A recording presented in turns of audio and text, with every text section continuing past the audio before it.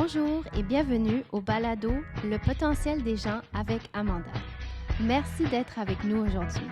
Je suis votre animatrice Amanda Flessing et je vais inviter divers experts pour discuter comment les individus et les organisations peuvent atteindre leur plein potentiel. Bonjour tout le monde, vous êtes ici pour un autre épisode du potentiel des gens avec Amanda et je suis super choyée et heureuse aujourd'hui d'avoir un invité exceptionnel avec moi qui s'appelle Jean-René Rousseau. Alors bonjour Jean-René, merci d'être ici. Ben, merci pour l'invitation. Bonjour Amanda, bonjour tout le monde. Alors Jean-René est le vice-président conseil performance organisationnelle agile Lean chez CGI et il est assis au Québec, au Canada. Alors, chez CGI, en tant que conseiller stratégique en transformation agile Lean, euh, et il est un expert, il fait du conseil stratégique sur l'approche agile. Alors, il effectue des mandats de formation, de coaching agile auprès des équipes de développement de la direction. Alors, il a la chance de transmettre ses connaissances des principes, des pratiques de développement agile et de gouvernance lean. Alors, on est super chanceux de l'avoir ici pour discuter du agile. Merci beaucoup d'être ici. C'est plaisir. Donc, commençons avec, parlons de l'agile en général. On en entend parler de plus en plus, on dirait, mais quelle place prend l'agile sur le marché aujourd'hui? Je sais que tu le vis à tous les jours, mais as-tu remarqué une différence dans la dernière année ou les dernières 2 années? Les dernières années sont assurément une accélération, hein. Moi, j'ai commencé à faire de l'accompagnement agile moi-même, j'ai commencé à faire mes premiers projets agiles en 2003. Fait que ça fait quand même plusieurs années, hein. Les premiers cadres de travail agile, ils datent même des années, fin des années 90. Donc, l'agilité est sur le marché depuis plusieurs années. Elle est devenue un peu plus mainstream là, fin des années 2000 environ. Là. Puis à cette époque-là, on parlait d'être d'une première vague d'agilité. Donc, c'était l'agilité d'équipe. On faisait des projets agiles, principalement les projets qui étaient web. Là, si on se replonge dans ces Oui. années-là, on avait des projets web. On commençait à digitaliser certaines applications, certains processus. Puis, quelque part vers 2010, là, on a commencé à avoir une deuxième vague d'agilité où là, on s'est mis à parler d'agilité à l'échelle. On s'est dit, ah, OK, au-delà de faire un projet en agile, deux projets en agile, ça ping les mêmes équipes. Comment on est capable d'avoir une agilité qui permet de synchroniser puis de coordonner plusieurs équipes à la fois?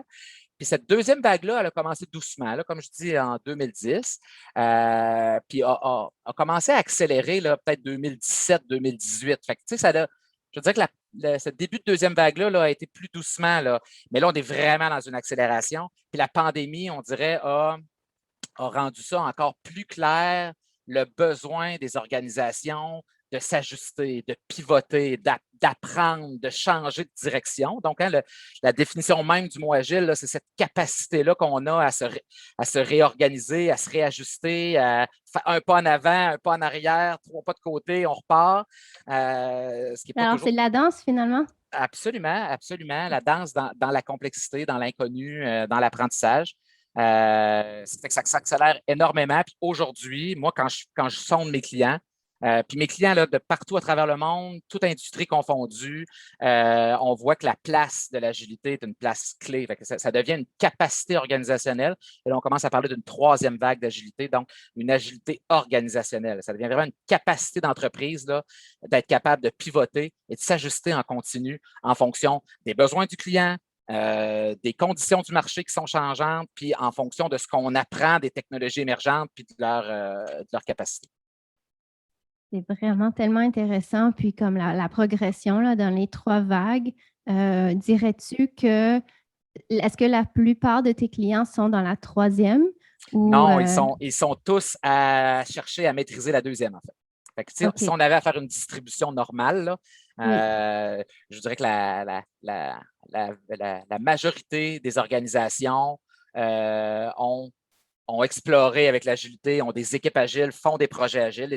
Les organisations de technologie, là, donc les départements TI des organisations comme des banques, des assurances, les compagnies purement technologiques, donc sont pour la plupart là, au milieu de la deuxième vague. Certains early adopters là, commencent parce qu'ils ont peut-être plus investi, ont plus cru à l'agilité plus tôt, sont prêtes et peut-être aussi ont plus saisi la nature transformationnelle de cette troisième vague-là.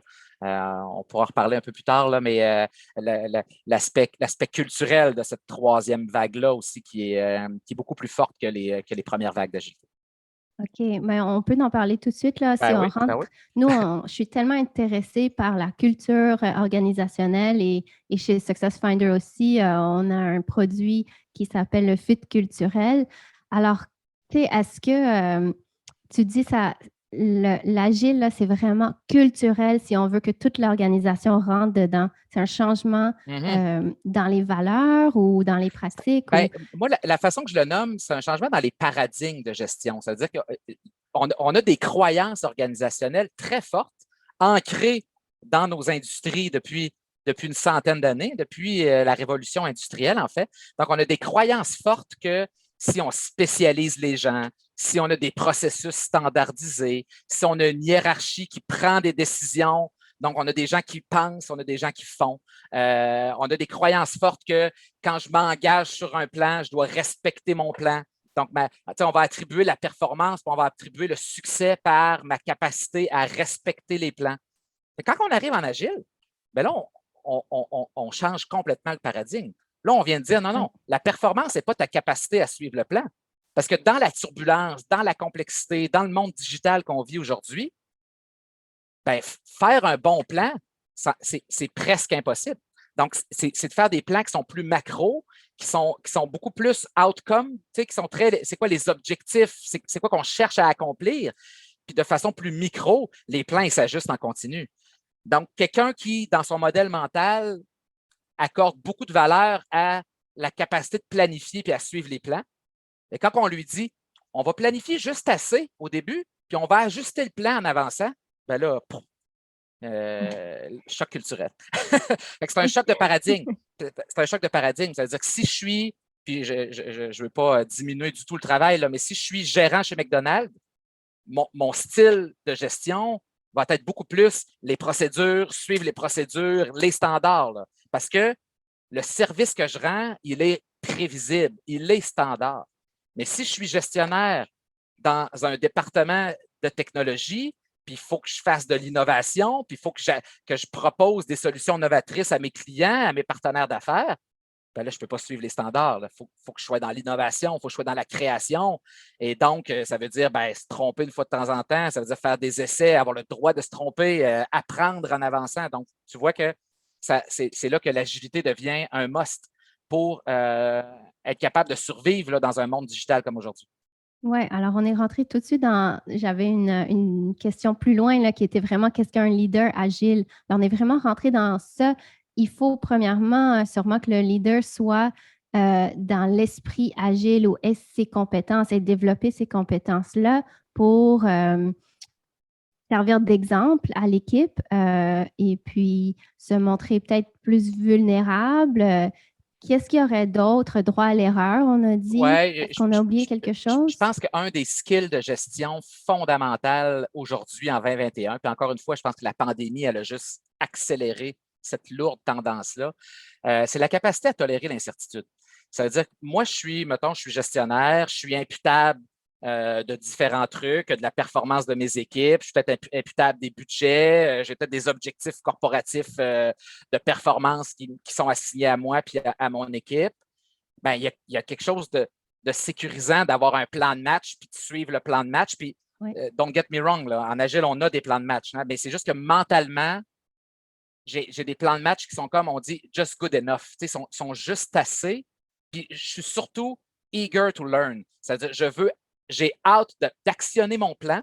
Fait qu'on a tendance aussi à vouloir que le plan soit le plus détaillé, le plus complet, comme si on était capable de résoudre toutes les incertitudes en amont, tandis qu'on dit non, non, le monde est trop complexe maintenant.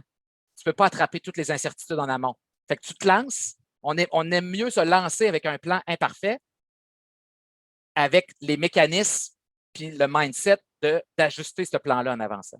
Fait que c'est la tolérance à l'incertitude. C'est-à-dire que ces gestionnaires-là sont confrontés à se lancer un peu plus dans le vide. C'est-à-dire certains avaient peut-être l'habitude d'avoir l'expression là, 2 paires de bretelles, 3 ceintures. Ça veut dire leur tolérance au risque individuel, mais organisationnel aussi, n'était pas très élevée.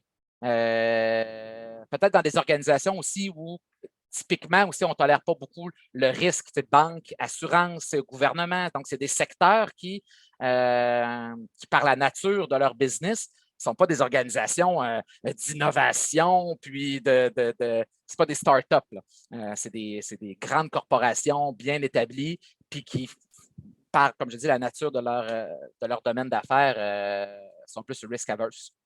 Donc là, on invite ces gestionnaires-là à tolérer un peu plus l'incertitude, puis à faire un pas en avant, à se lancer dans l'imperfection et à s'ajuster en avançant. C'est assurément pas naturel pour plusieurs d'entre nous, gestionnaires. Oui, puis comme nous, on parle souvent des comportements naturels, mais même si un comportement n'est pas naturel, ça ne veut pas dire qu'on ne peut pas les mettre, qu'on ne peut pas pratiquer, mettre plus d'efforts. Ouais. Et avec un conseiller stratégique comme toi, y arriver avec succès.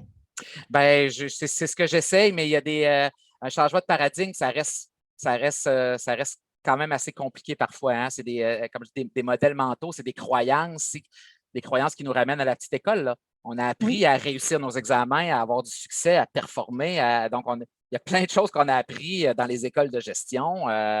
Ceci dit, les écoles de gestion se sont grandement ajustées dans les dernières années.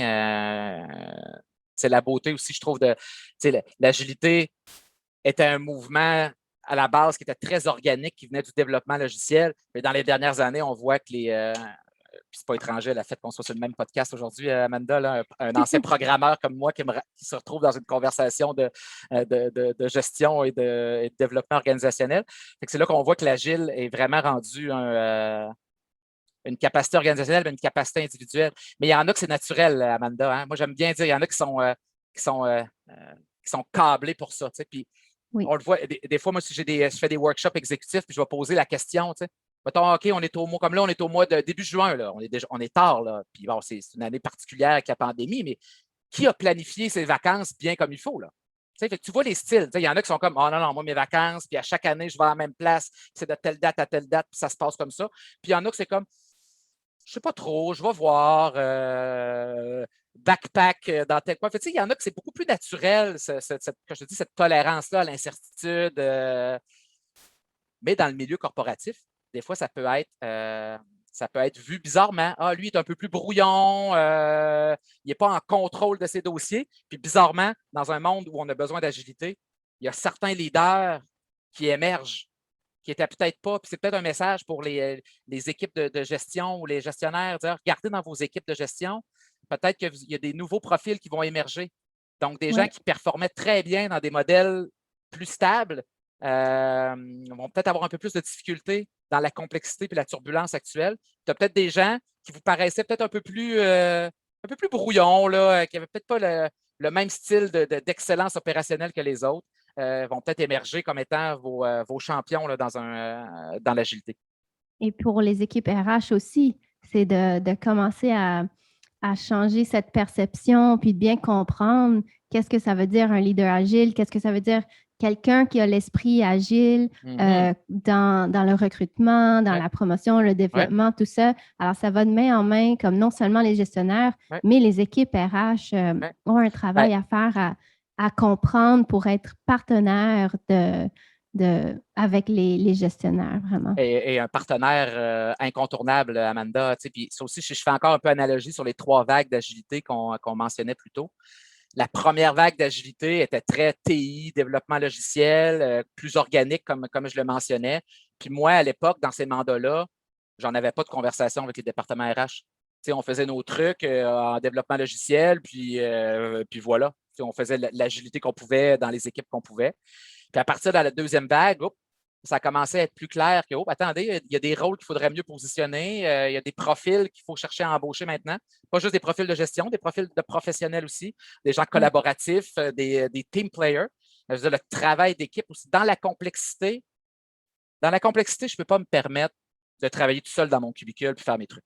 C'est-à-dire, dans la complexité, je suis comme condamné à mettre en commun mon expertise, à challenger mes collègues, à me faire challenger, à co-créer ensemble des nouvelles possibilités. Donc, ça me prend des profils qui supportent ça. Fait que dès la deuxième vague d'agilité, là, on a vu la collaboration entre les coachs agiles, puis les équipes de développement organisationnel, les équipes de change management, donc les départements RH en général. Puis aujourd'hui, dans la troisième vague, c'est un must. On commence même à avoir des organisations que le leadership de la transformation vient des RH. Il ne vient pas nécessairement du CIO ou des business lines. C'est des équipes RH qui assurent le leadership de la transformation parce que c'est fondamentalement une transformation culturelle. Fait que je disais à Amanda qu'à la fin de la journée, agile, ce n'est pas une switch on-off. C'est pas je suis agile ou je le suis pas. Tu es en équilibre entre j'ai planifié, je contrôle la qualité de mes trucs, mais je suis aussi dans l'innovation, dans l'essai. Des fois, je vais peut-être tolérer certaines erreurs. C'est pour ça que moi, j'invite mes clients à faire de la décentralisation, mais de la décentralisation sécuritaire. Ça veut dire que décentraliser, ça ne veut pas juste dire, l'équipe, vous avez ça à faire, puis je ne m'occupe plus de vous autres. C'est aussi, il y en a qui voient la décentralisation, le empowering de leurs gens comme une switch on-off. C'est plein de nuances. Il faut que tu restes impliqué quand même. Et là, ça va dépendre du contexte des travaux qu'il y a à faire, de la nature de la décision et de l'impact des décisions. Hein. Je veux dire, si je fais du logiciel là, pour une navette spatiale, je risque d'avoir un contrôle de qualité différemment qu'une preuve de concept, machin. Et la maturité de ton groupe aussi. Et là, ça devient intéressant parce que là, on rentre aussi dans des fondements de la gestion. C'est-à-dire, moi, en tant que gestionnaire, j'ai un groupe d'individus à développer, à faire grandir ensemble comme groupe performant ensemble. Fait qu'ils sont où dans leur maturité? Ils regardent au plafond, ils ne sont pas capables de prendre des décisions en équipe, ils ne sont pas capables de gérer leurs conflits, ils n'ont pas les connaissances requises. Bien, c'est sûr que mon style de leadership il va être différent que si j'ai un groupe arrivé à maturité, qui ont une chimie d'équipe, qui ont une façon de travailler ensemble, puis qui ont un bon leadership qui s'est installé dans ce groupe-là, ben, je vais me permettre d'avoir une posture un peu différente. Fait qu'être agile, c'est toujours un trade-off. On est toujours dans un équilibre. Et c'est ce qui rend ça difficile aussi. Il y a des clients, parce qu'ils sont dans un modèle mental de vouloir la recette d'agile, j'ai dit, à partir du moment que tu as une recette déterminée d'agile, tu n'es comme plus vraiment agile. Parce que l'agile, c'est l'adaptation continue à ton environnement turbulent. Fait que si tu cherches la recette d'agile, c'est parce que tu es dans ton ancien modèle mental. Tu essaies de faire de l'agile dans ton modèle Predict and Plan. Mais là, quand je lui dis, ça dépend, là, ils sont comme, Jean-René, je t'ai engagé pour me donner des réponses. Là. Tu ne peux pas toujours me répondre, ça dépend. Je vais dire, OK, c'est vrai. Moi, si j'étais vous, voici ce que je ferais. A, B, C, D, mais je mets en place des structures pour que. On va commencer avec A, B, mais ça se pourrait, même, en fait, j'aime bien lui dire upfront. Je dis, vous savez que la première version de votre recette, c'est sûr qu'elle n'est pas bonne. On peut-tu s'entendre là-dessus que nos premiers pas vont être un peu maladroits? Mais c'est de faire des essais, de continuer à en faire de plus en plus, et puis ça n'arrête jamais, en fait. Et on reste en mouvement. Je suis sûr que c'est un terme que vous utilisez beaucoup dans vos travaux HR, mais devenir une organisation apprenante. Oui, est-ce que est-ce que les leaders de mon organisation sont là pour faire respecter les standards ou sont là pour apprendre, faire progresser, améliorer de façon continue nos façons de faire? Ça fait beaucoup de sens pour moi. Alors, j'imagine. nos auditeurs RH, là, vous pouvez prendre le lead et puis il y a beaucoup d'informations sur l'agile. On va partager des documents. Il y a bien sûr ce podcast que vous venez juste d'écouter. Alors, merci énormément, Jean-René.